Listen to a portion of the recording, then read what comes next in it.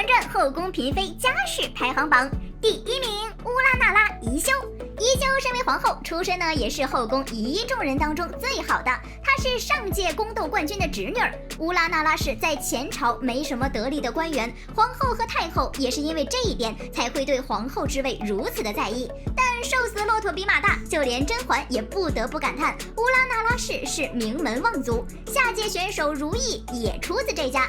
不过宜修到底还是个庶女，纯元其实比她的背景要硬，只可惜啊，纯元连片头曲都没有混上，否则今天的宜修只能屈居纯元之下了。第2名富察贵人，没想到吧，富察贵人的家世居然仅次于皇后。其实当时的富察家也是名门望族的存在，甄嬛后期给弘历挑福晋，挑的就是富察氏家的。皇额娘说儿子年纪大了，华妈要给儿子指婚。富察氏是个好孩子，额娘很放心。也就是下一届的皇后富察郎华了。富察贵人作为剧中为数不多的满军旗嫔妃，还是富察大姓，所以一进宫就被封为了贵人，和沈眉庄并列第1。本来呢前途一片光明，只是后来她变得胆小又多话，整个就是一事儿妈呀，以至于最后匆匆下线，白瞎了这么牛掰的出身呀。第3名华妃。大家不要觉得华妃都敢刁难富察贵人，为什么反而要排在富察贵人下面呢？其实啊，华妃完全是因为她在宫里的位分高呀，一个贵人一个妃，那差的可不是一点半点呀。那我华妃让她嬷嬷怎么了？只不过要比家世的话，华妃是汉人，富察贵人呢是满人，出身上先矮了人家一截子。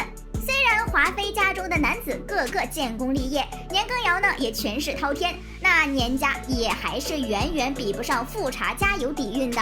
所以别看华妃娘娘那么趾高气扬，要真比家世，她还得在富察贵人面前低头呢。第4名端妃。作为后宫唯一一名出场就是私血但却苟到了大结局的人，端妃的名号也是响当当的。她出身将门世家，是开国元勋齐不迟之后，娘家势力那是杠杠的。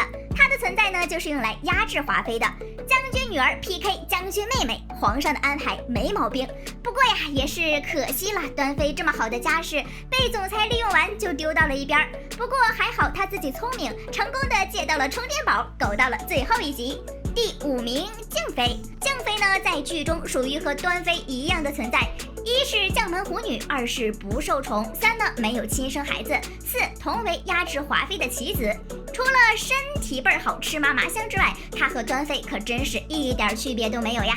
不过也正是因为静妃的身体太好，导致她的空闲时间过于充足，每天只能靠数砖和听别人的八卦打发日子，对自己宫里的砖和整个皇宫的八卦了如指掌。最后呢，也是因为加入了甄嬛战队，才有了养女，得以摆脱这枯燥寂寞的生活。第6名夏冬春。这位名叫夏冬春却死于秋季的4季妹妹，居然跻身到了前6名，怎么回事？虽然在线时间极短，但是这并不妨碍她的家世好啊。夏冬春的爹地是包衣左领，家里呢是包衣出身，也就是皇亲国戚的奴才。奴才出身，凭什么这么轻狂呢？你得看是谁的奴才呀。皇家的奴才，那身份也是比汉人高贵的。别看夏冬春匆匆下线，但她的家世居然比甄嬛还硬。是的，包衣出身的夏冬春在家世排名上居然高于汉人出身的沈眉庄和甄嬛，你说气不气？接下来呢，就是汉军旗之首沈眉庄的家世。作为和富察贵人并列第1的眉姐姐，家世却差了富察贵人几条街。因为她是汉人出身，但沈眉庄的家世在汉军旗里面却是排名第1的厉害。眉姐姐的父亲呢是3品的吉州协领，就好比现在的省长。这位省长的闺女凭借着优秀的家教和傲人的成绩，入职了紫禁城。第8名丽嫔。丽嫔在剧中的存在感并没有那么高，但她的家世也没有你们想象的那么低。要知道，秀女入宫前，宫里只有2个嫔，一个呢是后来的静妃，一个就是她。已知她在剧中并不受宠，但是依旧能够混到嫔位，就说明她的家世背景很好。第9名祺贵人。瓜六当初进宫可是太风光了，不但有 VIP 通道，而且一进宫就颇为受宠。这都是为什么呢？首先，你看他姓什么，瓜尔佳氏，也算是有牌面的满洲姓氏了。再加上他爹和甄嬛爹在扳倒年羹尧的事情上都立了功，因此呢，一进宫就得到了全员的注视。甄嬛虽然是宫斗女主，但她的家世只排到《甄嬛传》第10位而已。因为他们一家不仅是汉人，甄远道呢还只是一个4品官，在当时权贵遍地的首都，其实根本不算什么。只是大理寺卿这个职位会触及到刑狱案件的审理，所以呀，大家都会卖一个面子，轻易不会得罪就是了。第11名，纯儿。作为剧中的蠢萌担当，纯儿每时每刻都在吃。纯儿的家世呢也一直都很神秘，其实她和甄嬛的家世是差不多的，因为安陵容曾经提到过。是啊，出身差不多，性子更合得来些。也正是因为如此，纯儿才能和甄嬛一起住在偏僻清冷的碎雨轩。第12名，新贵人。辛巴基这个对人小能手的父亲是一个地方官，因为他自己说过，娘家那么远，导致他一直没有可依靠的家里人。嫔妾在宫中无依无靠，娘家又远在千里之外。但是辛巴基的父亲后期还能帮助甄嬛抓安陵容父亲的把柄，那符合这个条件的就只有地方官员啦。第13名，安陵容。安陵容的家世就不用我多说了吧，开场第1集就知道，她的父亲呢是松阳县县令，安陵容呢也就成了后宫妃子当中父亲官职最低的。站在食物链最底端的她，靠各种才艺得到宠爱，后来实在是没有才艺了，只能上迷情香，家世背景不好，真是好凄惨呀。不过呢，安陵容居然不是最低的，我去，惊呆我呀！没想到齐妃的家世比安陵容还低，我也是没想到啊。第14名，齐妃。齐妃虽然不受宠，但是在宫里好歹也是有一席之地的，不是？家世怎么会这么低呢？她的父亲原来是一名知府，也就比安陵容的父亲官职高一点儿。本来呢，应该安排在安陵容之上的。但是早在4大爷登基之前，齐妃的父亲就成了罪臣。这个事情曾经被宜修提起过。你父亲李知府因为受贿已被先帝流放。看来齐妃在后宫能有一席之地，完全是因为自己生了个3阿哥啊。第15名，曹琴墨。当初华妃教训曹琴墨的话里，其实就透露了曹琴墨的家世背景。当年你不过就是个破落户家头旧人，留了牌子送到王府，连皇上面都见不上。若不是本宫提拔你伺候皇上，你哪有机会生下公主成为贵人？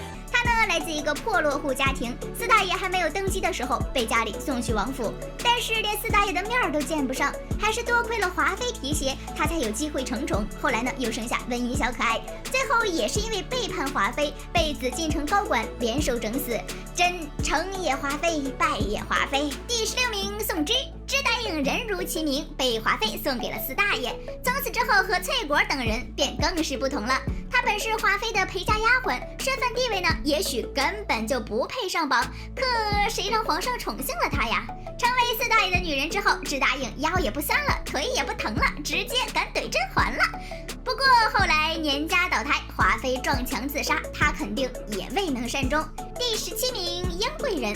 不要问我为什么英贵人排在宋芝后面，问就是陪嫁丫鬟的地位更高，而英贵人呢，原来只是果子狸王府里的一个普通丫鬟，那肯定是不能跟宋芝的陪嫁丫鬟比了。第18名，于莺儿。这位曾经冒充了一次甄嬛才能顺利上位的小姑娘，宫女出身的于莺儿看上去没有什么家世背景，但她其实是包衣出身，只是因为地位低下才会进宫当宫女。毕竟当初4大爷宠幸她的时候，皇后只是惊讶，没有反对，真正地位低下的其实是下边这位。第19名，叶澜依。虽然我们小叶子入宫之后非常受宠，但是这也改变不了她出身不好的事实。驯马女这个职业在当时的地位有多低下呢？从太后的反应就能看出来。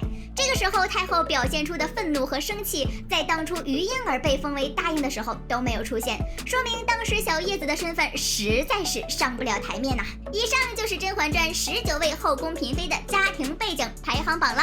从这个排名上呢，不难看出入宫后的受宠程度以及自己在后宫中的地位跟本人的家世背景没有丝毫的关系呀。